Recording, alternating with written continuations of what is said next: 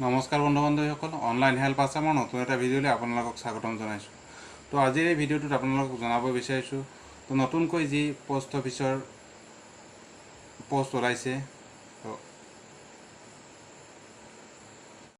তো 38,926টা। তো এই পোষ্টকেইটাত আপুনি কেনেকৈ এপ্লাই কৰিব,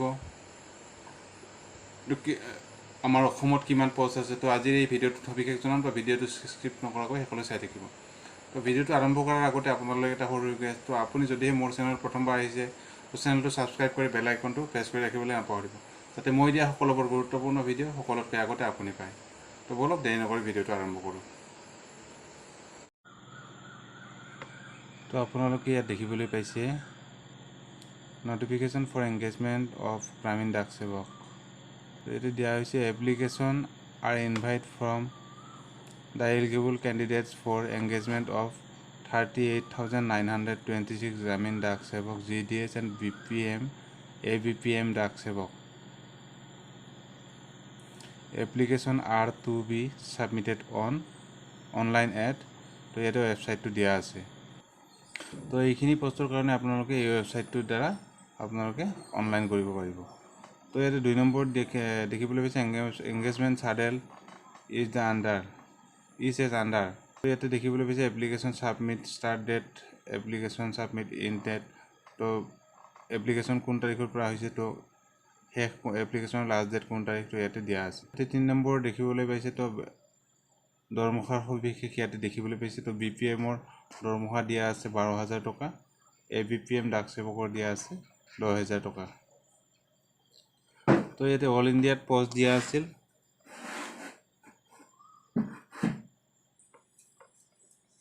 38,926। তো এইখিনি পোষ্ট অল ইণ্ডিয়াত দিয়া আছিল। তাৰপিছত ইয়াৰ ভিতৰত আমাৰ অসমৰ পোষ্ট দিয়া আছে, ইয়াতে দেখিবলৈ পাইছে। ইয়াৰ ভিতৰত আমাৰ অসমৰ পোষ্ট দিয়া আছে আপোনাৰ 1,143। তো এই পোষ্টটোত কেনেকৈ এপ্লাই কৰিব, তো আজি এই ভিডিঅ'টোত সবিশেষ জনাম। তো ভিডিঅ'টো স্কিপ নকৰাকৈ সকলোৱে চাই থাকিব। তো ইয়াতে দেখিবলৈ পাইছে তো কোৱালিফিকেশ্যন কিমান লাগিব, তো ইয়াতে দিয়া আছে 10th পাছৰ পৰা 12 পাছ। তাৰপিছত ইয়াতে বয়স দিয়া আছে এজ লিমিট 18ৰ পৰা 40। তো 18 বছৰৰ পৰা 40 বছৰলৈকে এপ্লাই কৰিব পাৰিব। তো ইয়াতে 18 বছৰৰ পৰা 40 বছৰলৈকে আপোনালোকে এপ্লাই কৰিব পাৰিব। তো এই পেজটোৰ লিংক মই ডিছক্ৰিপশ্যনত দি দিম। তো আপোনালোকে ডিছক্ৰিপশ্যনৰ লিংকৰ পৰা আপুনি সম্পূৰ্ণ ডিটেইলছটো চাই ল'ব পাৰিব। তো কেনেকৈ এপ্লাই কৰিব, তো এপ্লাই কৰিবলৈ প্ৰথমতে আপুনি ৰেজিষ্টাৰ কৰিব লাগিব। তো ৰেজিষ্টাৰ কেনেকৈ কৰিব, তো মই দেখাই আছোঁ।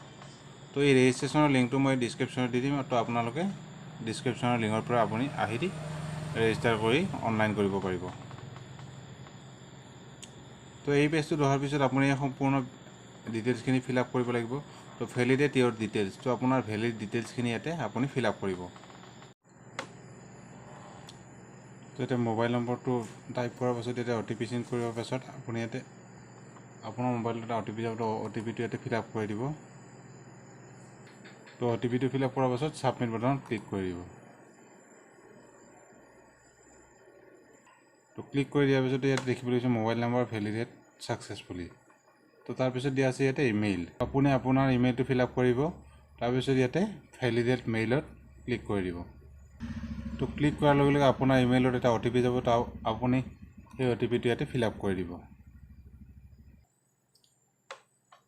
তো এনেকৈ আপুনি আপোনাৰ OTPটো ফিল আপ কৰিব। তাৰপিছত ইয়াতে ছাবমিট OTP ক্লিক কৰি দিব। তো ছাবমিট OTPত ক্লিক কৰাৰ লগে লগে আপুনি ইয়াত দেখিবলৈ যে ইমেইল ভেলিডেট ছাকচেছফুলি। তো আপোনাৰ ইমেইলটো ভেলিডেট হৈ গ'ল।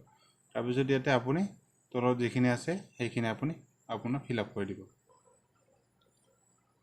তো আপুনি ইয়াতে নাম, তো দেউতাকৰ নাম, তাৰপিছত ডেট অফ বাৰ্থ, তাৰপিছত জেণ্ডাৰ, তাৰপিছত আছে আপোনাৰ কমিউনিটি, তাৰপিছত আপোনাৰ দিয়া আছে তো আপুনি circle which 10th class pass, তো আপুনি ক'ত পাছ কৰিছে, তো আছামত পাছ কৰিছে না কোনোবা বেলেগ ষ্টেটত পাছ কৰিছে, তো সেইটো আপোনাক চিলেক্ট কৰিবলৈ দিছে। তো এইটো আপুনি চিলেক্ট কৰি দিব। তাৰপিছত ইয়াতে দিয়া আছে ইয়াৰ অফ পাছিং, তো ইয়াতে ফিল আপ কৰিব তাৰপিছত ইয়াত দেখিবলৈ পাইছে এণ্টাৰ দ্য টেক্সট শ্ব' বিলো তো ইয়াতে দেখিবলৈ পাইছে ৰাইট সাইডত কেপচা কোড দিয়া আছে তো এই কেপচা কোডকেইটা আপুনি ইয়াতে ফিল আপ কৰি দিব তো ফিল আপ কৰি ছাবমিট কৰি দিব তো মই ফিল আপ কৰিছোঁ এতিয়া ছাবমিট কৰি দিম তো ছাবমিট কৰি দিয়াৰ পিছতে ইয়াতে আপুনি দেখিবলৈ পাইছে তো please continue filling your details below তো ইয়াতে তলত যিখিনি ডিটেইলছ ফিল আপ কৰিব দিছে তো আপোনাৰ সেইখিনি ফিল আপ কৰিব লাগিব তো আপুনি আপোনাৰ যিখিনি ডিটেইলছ ইয়াতে ফিল আপ কৰিব আছে তো আপুনি আপোনাৰ ডিটেইলছখিনি ফিল আপ কৰি দিব ইয়াতে সম্পূৰ্ণখিনি ফিল আপ কৰাৰ পিছত তো ইয়াতে ফটো আপলোড কৰিব লাগিব তো ফটোৰ ইয়াতে সাইজ দিয়া আছে তো 50 কেবিৰ ওপৰত হ'ব নালাগিব আৰু যেটো সিগনেচাৰ দিয়া আছে তো সিগনেচাৰটো 20 কেবিৰ ওপৰত হ'ব নালাগিব তাৰ পিছত ইয়াতে আপুনি কেপচা কোডটো বহাই দিব তো কেপচা কোডটো বহাই দিয়াৰ পাছত আপুনি ইয়াতে প্ৰিভিউ কৰিব তো প্ৰিভিউ কৰাৰ পিছত আপোনাৰ ইয়াতে সম্পূৰ্ণ ৰেজিষ্ট্ৰেচন ডিটেইলছখিনি তো ইয়াতে আপোনাৰ সন্মুখত আহি যাব তো আহি যোৱাৰ পিছত আপুনি ইয়াতে ওকেত ক্লিক কৰি দিব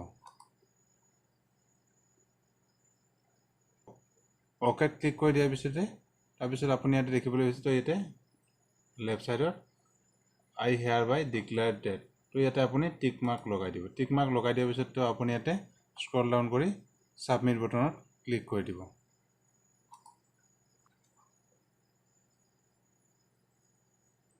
তো সাবমিটত ক্লিক কৰাৰ পিছত তো আপোনাৰ সন্মুখত এনেকৈ ৰেজিষ্ট্ৰেচন হৈ যোৱাটো দেখিবলৈ পাব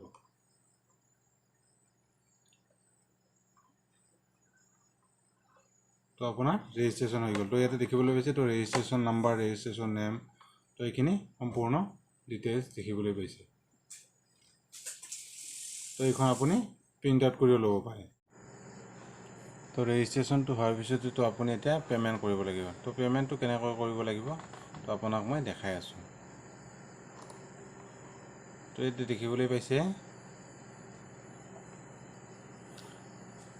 তো ইয়াতে দেখিবলৈ পাইছে তো প্ৰথমতে ৰেজিষ্ট্ৰেচন তাৰপিছত ইয়াতে আছে ষ্টেজ 2 ফিজ পে'মেণ্ট তো ইয়াতে আপুনি ফিজ পে'মেণ্ট কৰিব লাগিব তো এই পেজটোৰ লিংক মই ডিছক্ৰিপশ্যনত দি দিম তো আপোনালোকে ডিছক্ৰিপশ্যনৰ পৰা আহি সম্পূৰ্ণ কামখিনি কৰি ল'ব তো এতিয়া আমি পে'মেণ্ট কৰিম তো ইয়াতে দেখিবলৈ পাইছে 2 নম্বৰ অপশ্যনত ষ্টেজ 2 ফিজ পে'মেণ্ট তো ইয়াতে পে' অনলাইনত আপুনি ক্লিক কৰি দিব তো পে' অনলাইনত ক্লিক কৰাৰ লগে লগে তো আপোনাৰ সন্মুখত নতুনকৈ পেজ এটা খোল খাব তো এইটো পেজত আপুনি দেখিবলৈ পাইছে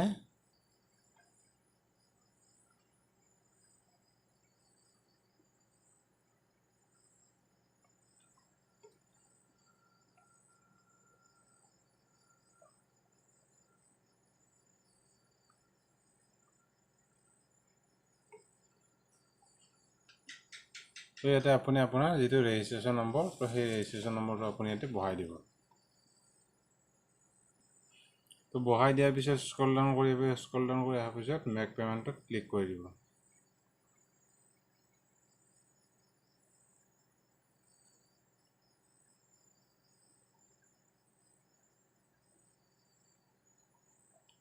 তো ইয়াতে ৰেজিষ্ট্ৰেচন নম্বৰটো মৰাৰ লগে লগে তো ইয়াতে দেখিবলৈ পাইছে তো মোৰ মোবাইল নম্বৰ নাম কমিউনিটি তো কিমান টকা দিব লাগিব তো ইয়াতে সম্পূৰ্ণ ডিটেইলছ আহি গৈছে তো এতিয়া মেক পে'মেণ্টত ক্লিক কৰি দিম তো এটা পে'মেণ্ট আপুনি আপোনাৰ যেটো সুবিধা হয় তো আপুনি সেইটো দি পে'মেণ্ট কৰি ল'ব তো ইয়াতে ডেবিট কাৰ্ড আছে ক্ৰেডিট কাৰ্ড আছে other debit card internet banking wallet cash card QR code UPI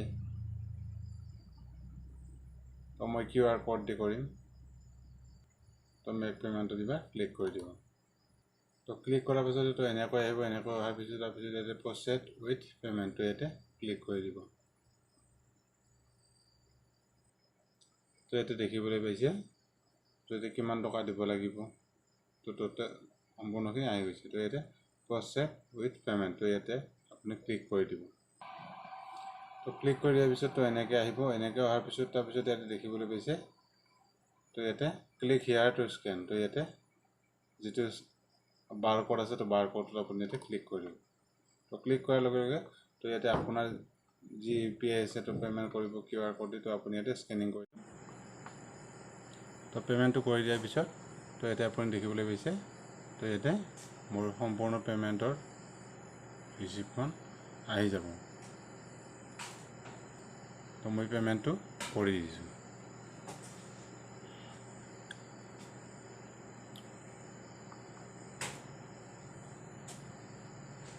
ইয়াতে দেখিবলৈ পাইছে তো মোৰ পে'মেণ্টটো হৈ গ'ল।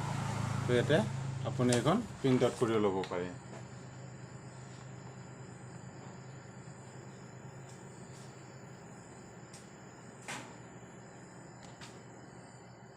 তো পে'মেণ্টটো হৈ যোৱাৰ পিছত আপুনি এতিয়া অনলাইন এপ্লাইটো কৰিব লাগিব। তো আপুনি আকৌ সেই আগৰ পেজলৈ উভতি যাব লাগিব। তো এইটো পেজত অহাৰ পিছত আপুনি ইয়াতে দেখিবলৈ পাইছে ষ্টেজ 3 এপ্লাই অনলাইন। তো আপুনি ইয়াতে এপ্লাইত ক্লিক কৰি দিব।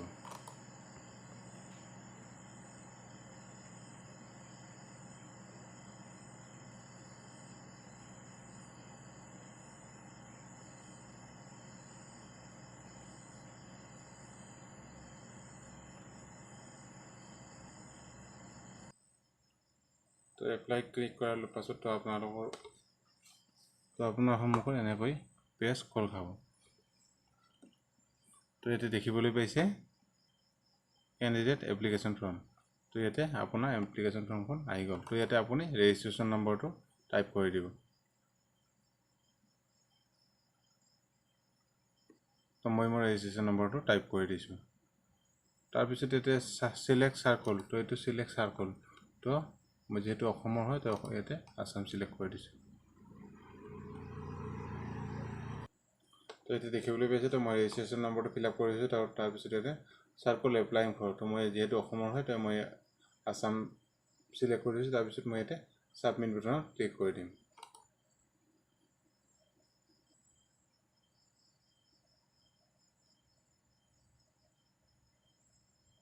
তো ছাবমিট বুটানত ক্লিক কৰাৰ লগে লগে আপোনাৰ মোবাইলৰ ইয়াতে OTP এটা যাব। তো ইয়াতে OTP চনটো ইয়াৰ ৰেজিষ্টাৰ মোবাইল নম্বৰ। তো ইয়াতে অ'কে কৰি দিব।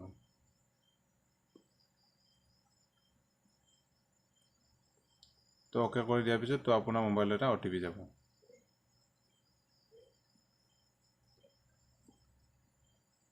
তো মই ইয়াতে OTPটো ফিল আপ কৰি দিলোঁ। তাৰপিছত ইয়াতে মই কেপচা কোডটো ফিল আপ কৰি দিম। তো ইয়াতে ফিল আপ কৰি দিলোঁ। তাৰপিছত ইয়াতে নেক্সটত ক্লিক কৰি দিম। ইয়াৰ পিছত তো এনেকৈ লোডিং হ'ব। তো লোডিং হোৱাৰ পিছত তো আপোনাৰ এপ্লিকেশ্যন ফৰ্মখন সন্মুখত আহি যাব। তো এতিয়া আপুনি দেখিবলৈ পাইছে তো আপোনাৰ সন্মুখত আপোনাৰ এপ্লিকেশ্যন ফৰ্মখন আহি গৈছে। তো এইখন আপুনি সম্পূৰ্ণ ফিল আপ কৰিব লাগিব। তো আপোনাৰ যিখিনি ফিল আপ কৰিবলগীয়া তো সম্পূৰ্ণ ডিটেইলছ তো আপুনি ইয়াতে ফিল আপ কৰি দিব চাই কিনে। তো ইয়াতে আপোনাৰ ডিটেইলছখিনি ফিল আপ কৰি দিব।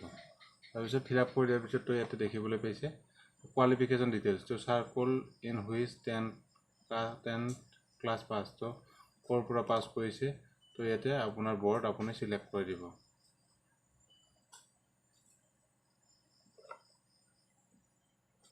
তো আপোনাৰ যিটো হয় আপুনি চিলেক্ট কৰি দিব। তাৰপিছত ইয়াতে চিলেক্ট ৰিজাল্ট টাইপ। তো ৰিজাল্ট টাইপটো ইয়াতে দিয়া আছে তো মাৰ্কছ। তো মই মাৰ্কছত ক্লিক কৰি দিছোঁ।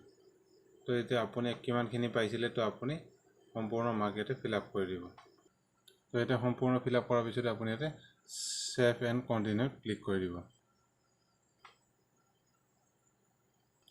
এনেকৈ লোডিং হ'ব অলপ টাইম।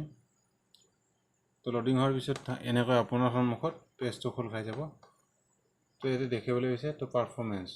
তো ইয়াতে চাৰ্কেল এপ্লাইং ফৰ। তো ইয়াতে Assam select division applying for.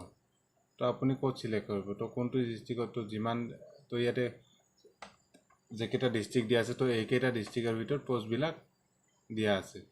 তো এইকেইটা ডিষ্ট্ৰিক্টৰতো আপুনি কোনটো ডিষ্ট্ৰিক্টত আপুনি দিব তো সেইটো ডিষ্ট্ৰিক্টত আপুনি ইয়াতে চিলেক্ট কৰি দিব।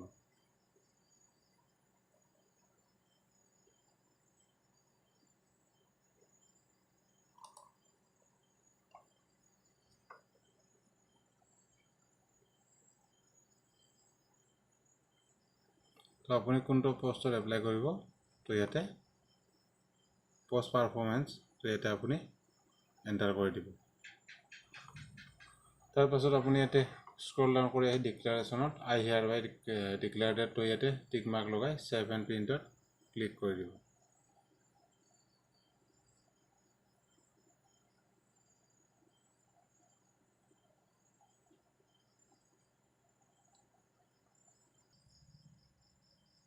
তো আপুনি ইয়াতে এটা এণ্টাৰ পাৰফৰ্মেঞ্চ তো পোষ্ট পাৰফৰ্মেঞ্চত যিকোনো এটা এণ্টাৰ পাৰফৰ্মেঞ্চ ইয়াতে তো যিটো আপুনি এপ্লাই কৰিব তো এণ্টাৰ পাৰফৰ্মেঞ্চ এণ্টাৰ কৰি দিব তাৰপিছত আপুনি ইয়াতে তলত আহি কেনে আই হিয়াৰ বাই ডিক্লেয়াৰ ডেট তো ইয়াতে ক্লিক কৰি দিব ক্লিক কৰি দিয়াৰ পিছত তো আপুনি সেভ এণ্ড প্ৰিণ্টত ক্লিক কৰি দিব